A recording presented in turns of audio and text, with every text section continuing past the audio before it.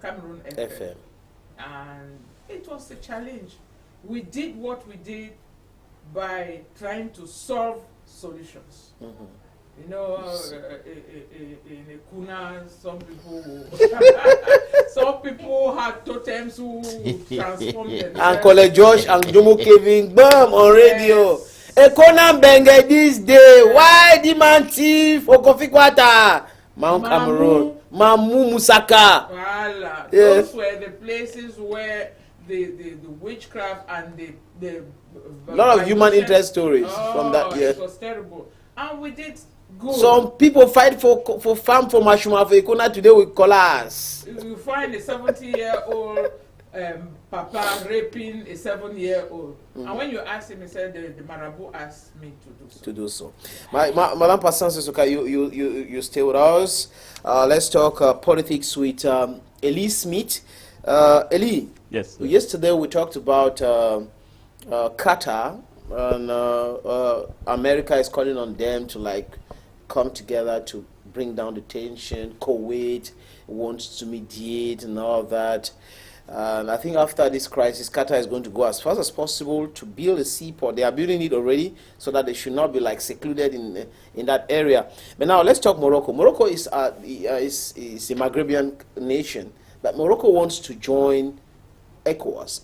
But before this, they came back to the African Union. They left before because of the Polisario crisis.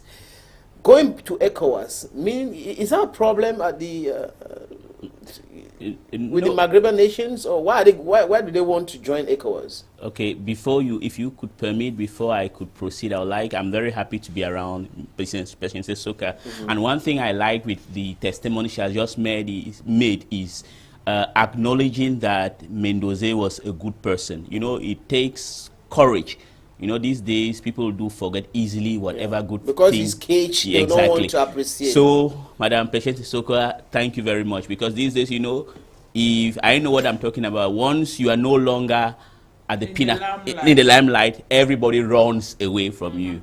So when you find someone like you who is able to come and testify that whatever things have been said about Mendoza, he was a good person to everyone who was around him, especially with you, then it's a very good thing. So I like that. That's honesty. Yeah. And now to Morocco. Morocco left exactly when Madame Esoka joined CRT, or the Sub-Republic in '84, simply because the African Union, or the AOAU then, at that time the Secretary General was Edem Kodio, decided that Western Sahara, or the Polisario Front, then you had Mohamed Abdel Aziz, who is dead, as their president, to be admitted into the OAU then. So Morocco got angry and left.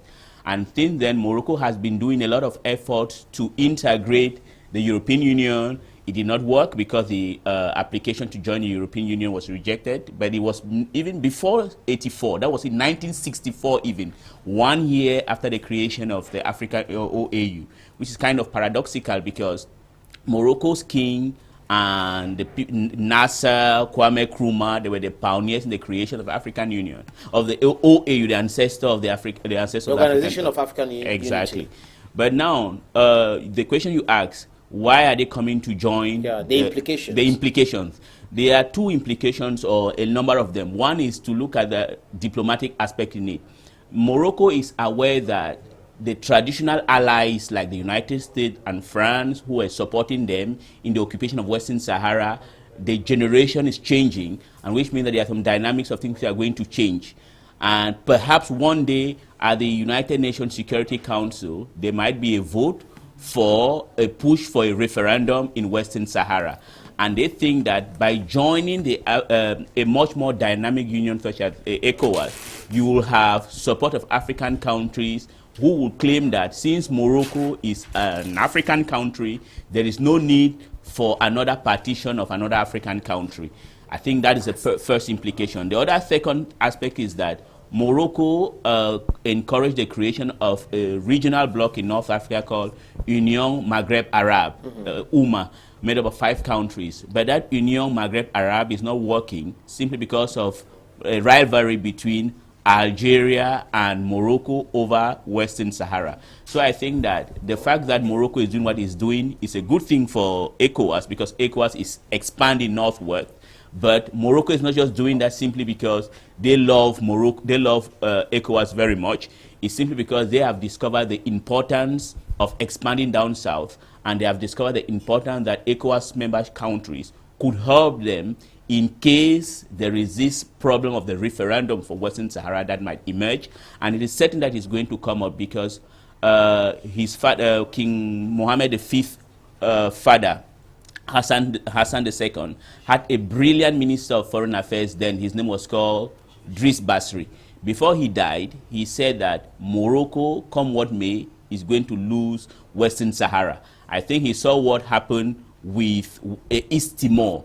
East Timor had East Timor had the same trajectory because Soweto decided to occupy East Timor, and when Kofi Annan came as Secretary General of the United Nations, he decided that we cannot for eternity have a peace mission there. We need to organize a referendum. And when the referendum was organized, East Timor became independent. So I think from that precedent, I think Driss Basri had advised the king Hassan II, but Hassan II died. When the son took over, advised the son, but like most young men who come to power, Driss Basri was sidelined, and all the connection that Driss Basri had, I think he died with it. So the same influence that Morocco used to have under Hassan II is not the same that they have under. But it has something to do with diplomacy. Exactly. And then the fear to lose the Western Sahara. Yes. That is why Morocco is trying to join the sub-regional organizations like ECOWAS. They went to the African Union. They left, you said, 1984. The Organization of African Unity. Exactly. And today they want to join ECOWAS. Maybe in the not too distant future, they are coming to. They will be joining the kleptocrats of the CEMAC sub-region. I doubt it cannot happen with the CEMAC region because Morocco is a country that is dynamic. You cannot join a sub-regional bloc which is not much more dynamic. For example, ECOWAS has an advantage. They have 320 million or 400 million inhabitants. It's a large market. Yeah. It is a democracy already. Well, we might dispute it, but it's some sort of democracy. It's some sort of democracy because within ECOWAS has 15 countries. Anyway, there were 16. Mauritania left in 2000, but Mauritania wants to come back. Beside Mauritania, you also have Tunisia, because the recent summit, you had Morocco that is in principle accepted. Tunisia had been given an observer status. The application for Mauritania for a kind of alliance or associate member has been rejected. We should transform this ECOWAS into something African, so that we should promote democracy, because African Union is not playing the deal. They are instead supporting kleptocrats, kakistocrats, who are leading us. Thank you so very much, Elie. Thank you, sir. We take the appointment for tomorrow, God willing. Madame Patience Esoka, you've worked with so many artists of recent when you went on retirement, but when you see others who have the same work experience, the same number of years passed through this company, and they are still working, and then you look younger, you are on retirement, how do you feel? I don't want to cite names here, except you push me to. Let me push you to. Listen, it's unfortunate what I have to say may hurt some people, but I believe at 55, you've just gained knowledge that you have to give to other people. I went on retirement at 55. And thanks, I'm always thanking my bosses because I'm blessed. 3 months before I left CRT, my present boss came and said, now that you are going on retirement, I think you have the right to come and teach other people. That's Canal. Emmanuel Chatri. That's Canal. That's Emmanuel Chatri. Yeah. And I hesitated because I had a choice to go meet my son in the US and stay there. It took 2 months for me to accept. And today you're a happy woman. I always been happy.